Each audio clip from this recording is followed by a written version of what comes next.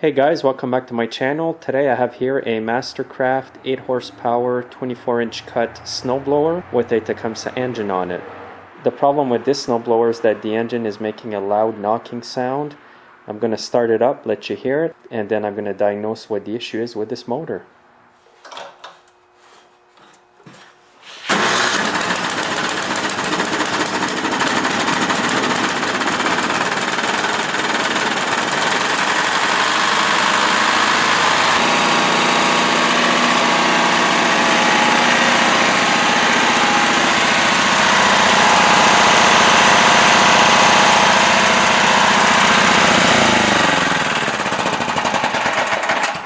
Now the first thing I'm going to do is take the belt cover off, take the belts off the pulleys just to make sure that nothing that's turning in the transmission could be causing this noise. You wouldn't want to tear down an engine just to find out later that it was just something near the pulleys that was rubbing.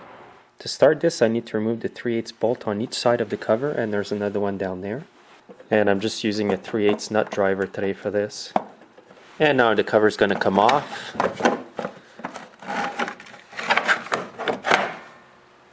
And I'll take a quick look at the belts here before I take them off. Actually, everything looks good in there, but I'm still going to take the belts off. Before I do this though, I'm going to disconnect the spark plug cap for safety issues. You wouldn't want the engine to fire up when you're turning the engine to get the belts off. Sometimes I turn the engine over while I push the belt.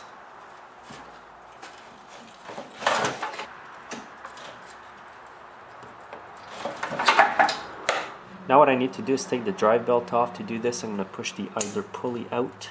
Now I'm going to pull the drive belt from off the pulley here.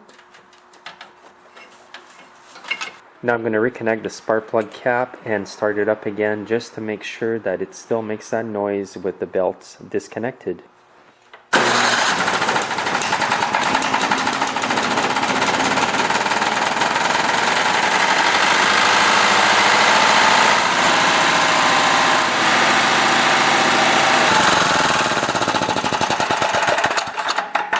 I thought I'd better stop it because it does sound like it wants to blow.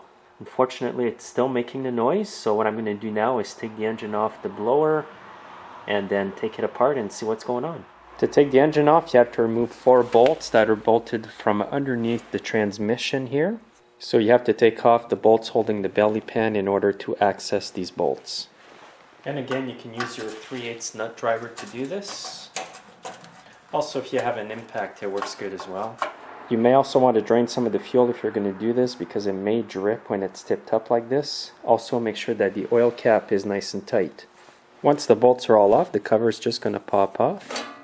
And here are the 4 bolts holding the engine. There's 2 on this side as you can see and 2 on the other side. I'm just going to remove them with my impact wrench, and you can have somebody hold the engine at the other end when the bolts are just about to come off.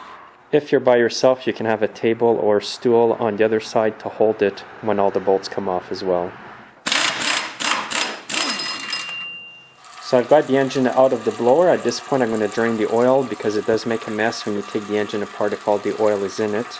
The good thing to do is to tip the engine up a bit just to make sure all the oil comes out of the engine. This is the cover I'll be taking off, so I'm going to have to take off this cover here first in order to access all the bolts over here. So I have to remove this screw over here, and the 2 Phillips screws here, and then another little screw up top here. And I'm also going to remove the choke knob in order to get the cover off. When you take the cover off, you're going to notice that there's a wire with a terminal screwed onto here, so you just have to loosen this screw and take it off. Now I'm going to take off the pulley here. It's a 9/16. And this pulley here is all in separate pieces. And this pulley here has a 7/16 bolt. Now I'm going to take off the governor arm by loosening this screw over here. You don't need to take it all off. There's a nut at the other end. You just want to pry it up now, just like this. And to disconnect this, you just have to turn it like this.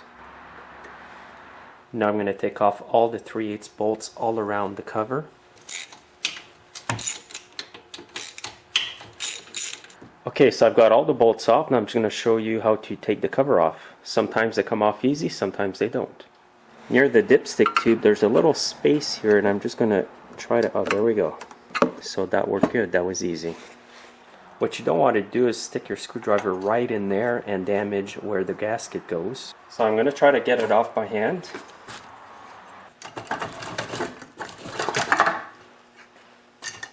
So by the way, this is the camshaft and this is the crankshaft. So I'm going to start by pulling out the camshaft. First I'm going to check to make sure it's timed properly. So to time your engine properly, you want this mark here on the crankshaft gear to line up with the camshaft right over here. You can see that small mark. So I'm going to turn the engine over and hopefully they're going to line up. So as you can notice here, the two marks do not line up. Here's the mark on the crankshaft gear over here, and here's the mark on the camshaft. So obviously they're way off. It's very unlikely that this happened on its own inside the engine. Probably somebody had it apart, put it back together, and did not line them up properly. The engine ran as you saw, but it did not run good. I'm not sure if this is causing the knocking. I'm going to investigate a bit further. First of all, I'm going to pull out the camshaft and see what else we can find there. So I'm just going to turn it a bit. Now when the camshaft comes out, the push rods or the valve lifters will fall out. You want to make sure that you find out the order of which they were placed in, because you want to put it in back the same way if you put the engine back together. Just going to turn the engine over a bit. Make sure you have disconnected the spark plug or taken it out at this point. Now I just found this little piece of metal here in the bottom of the sump here. This little piece of metal here comes from the oil dipper that's bolted underneath the connecting rod. So I'm not quite sure how this happened. Maybe because the engine is out of time this happened, or somebody forced it, it broke and fell inside. It's not a good thing because it won't be splashing the oil the way it should be. Now I'm going to show you the crankshaft and the connecting rod over here, and I believe that I found the problem. Now when I grab the connecting rod, I can move it sideways like this and up and down. Not toward me, that's not the way you want to check it. You want to check it from side to side or up and down. And look at the play in there. You can see even the crankshaft is loose in it if I move the crankshaft. If I move the connecting rod, you can hear it. So that's the sound that you hear when the engine is running. I've seen this before, and this one's pretty bad. That's a lot of loose in there. So this engine here could have just blew up in pieces. Another thing I want to show you in the engine is that there's a mark here, and you can see that that's where the oil dipper was rubbing. Obviously it was installed incorrectly because it was hitting the inside of the engine here. It even caused a huge groove like this and eventually broke off. And you can see when they reinstalled the bolt here, they kind of stripped the edges of the bolt. But right now I'm just going to do the obvious. I'm going to grab a 3/8 wrench and a socket and try to tighten them up to see if they've gotten loose. It'd be nice if this was the problem, but I doubt it. It's tight. And this one's tight too, so it makes no difference.